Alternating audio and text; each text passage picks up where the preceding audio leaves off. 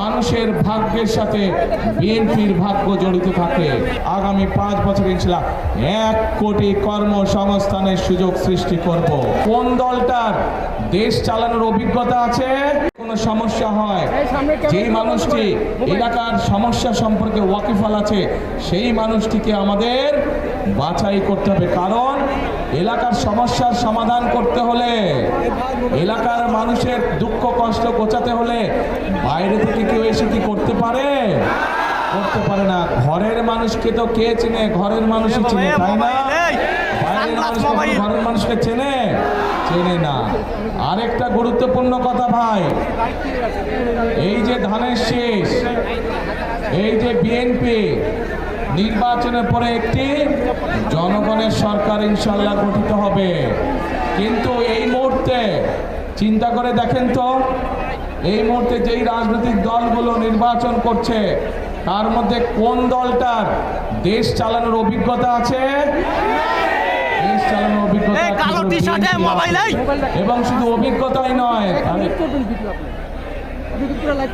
শুধু অভিজ্ঞতাই নয়, একই সাথে বিএনপির দেশ এবং দেশের মানুষকে নিয়ে সঠিক কর্ম পরিকল্পনা আছে। দেশ এবং দেশের মানুষের ভাগ্য পরিবর্তনের জন্য কর্মসূচি আছে বিএনপির একমাত্র। বিএনপির যেহেতু অভিজ্ঞতা আছে, সেই অভিজ্ঞতার আলোকেই আমরা আমাদের কর্ম পরিকল্পনা এবং আমাদের কর্মসূচি আমরা জনগণের সামনে উপস্থাপন করেছি। কারণ এই দেশের মানুষের ভাগ্যের সাথে বিএনপির ভাগ্য জড়িত থাকে। এই দেশের মানুষ, দেশ যদি ভালো থাকে তাহলে বিএনপিও ইনশাল্লাহ ভালো থাকে। প্রিয় ভাই বোনেরা, আমরা এই যে সামনে মঞ্চের সামনে বহু মা বোনেরা বসে আছেন, এরকম সারা বাংলাদেশে কোটি কোটি মা বোনেরা আছেন। বাংলাদেশে প্রায় 20 কোটি জনসংখ্যা। এই 20 কোটি জনসংখ্যার অর্ধেক হচ্ছে নারী। আমরা যদি এই নারীদেরকে দেশের উন্নয়নের সাথে, অগ্রযাত্রার সাথে যদি আমরা সম্পৃক্ত না করি, তাহলে কোনোভাবেই যতই পরিকল্পনা করি আমরা বাস্তবায়ন হবে না।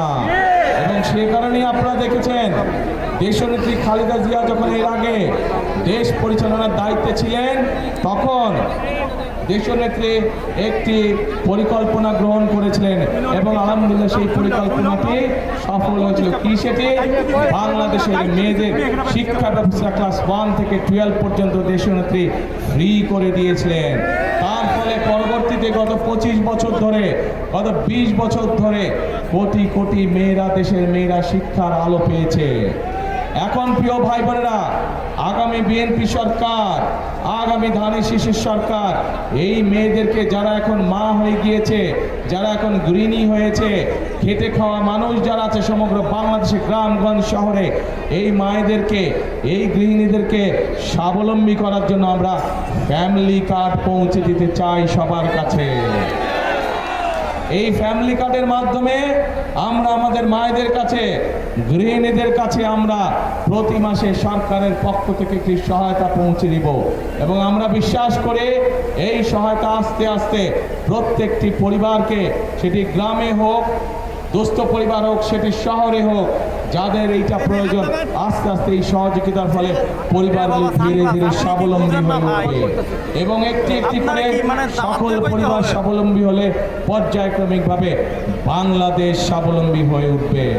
প্রিয় ভাই বোনেরা, এখানে আজকে আমাদের ধানের শীষের প্রার্থী, আপনাদের এই এলাকার সন্তান জনাব আব্বাস সাহেব একটু আগে বলেছেন, এলাকার তরুণদের, এলাকার যুবকদের কর্মসংস্থানের সমস্যা আছে, কর্মসংস্থানের সমস্যা আছে। এই সমস্যা শুধু ঢাকা 8 নয়, এই সমস্যা শুধু ঢাকা মহানগরী নয়, সমগ্র বাংলাদেশে এই সমস্যা। এবং এর জন্য আপনাদের প্রিয় দল বিএনপি কর্মসূচি এবং পরিকল্পনা গ্রহণ করেছে। আমরা বাংলাদেশে আগামী 5 বছর ইনশাআল্লাহ 1 কোটি কর্মসংস্থানের সুযোগ সৃষ্টি করব। 1 কোটি কর্মসংস্থান। আমরা দেশে বিনিয়োগকারীদেরকে উৎসাহিত করব, বিদেশ থেকে বিনিয়োগকারীদেরকে আমরা আমন্ত্রণ জানাবো।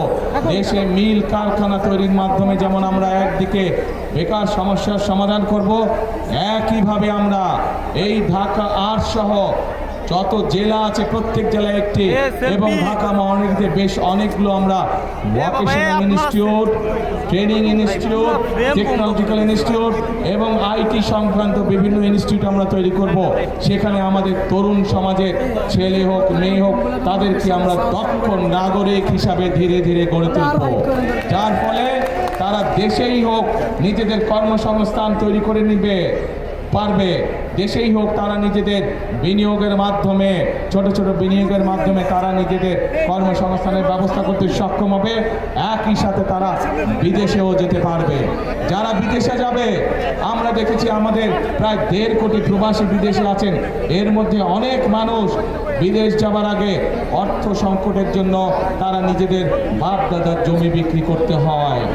কিন্তু আমরা সিদ্ধান্ত গ্রহণ করেছি ইনশাল্লাহ আগামীতে যারা এই দক্ষ মানুষ যারা বিদেশে যাবে, আমাদের তরুণরা যুবকরা যারা বিদেশে যাবে, যারা অর্থ সংকটের কারণে যেতে পারছে না, তাদেরকে আমরা জমি বিক্রি করতে দেব না বাপ দাদা। তাদেরকে আমরা সরকারের পক্ষ থেকে ক্ষুদ্র ঋণের ব্যবস্থা করে দেব, যেই টাকা সে ধীরে ধীরে ওখানে কর্মসংস্থান করে শোধ করবে। কিন্তু আমরা বাপ দাদার জমি যাতে বিক্রি করতে না, আমরা সেই ব্যবস্থা গ্রহণ করেছি। প্রিয় ভাই